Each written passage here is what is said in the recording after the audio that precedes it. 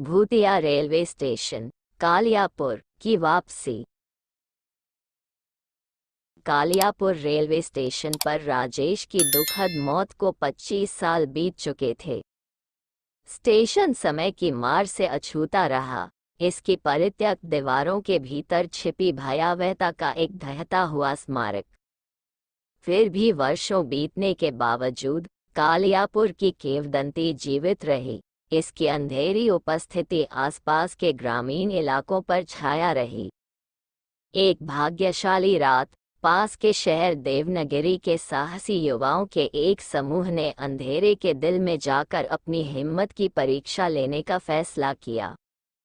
Torch और बहादुरी के अलावा कुछ भी नहीं लेकर वे परित्यक्त स्टेशन का पता लगाने के लिए निकल पड़े।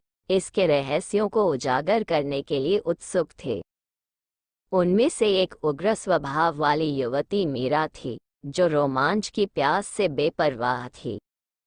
अपने दोस्तों की चेतावनियों के बावजूद उसने समूह को रेलवे पटरियों पर उगी हुई झाड़ियों के बीच से गुजारा। उसका दिल उत्साह से धड़क रहा था।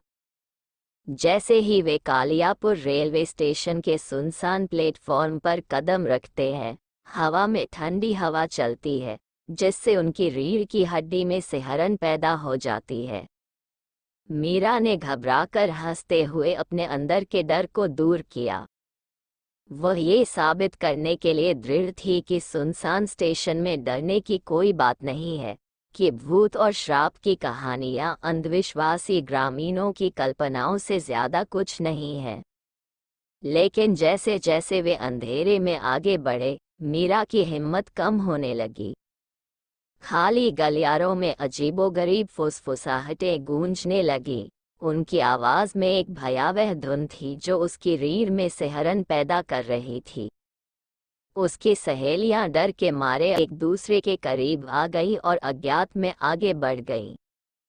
तभी उन्होंने इसे देखा, दूरी में एक टिमटिमाती हुई रोशनी, जिसकी अलौकिक चमक रात में एक प्रकाश स्तंभ की तरह अंधेरे को भेद रही थी।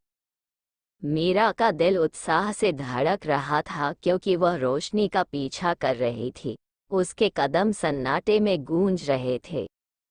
जैसे जैसे वे करीब आए, रोशनी का स्रोत स्पष्ट हो गया।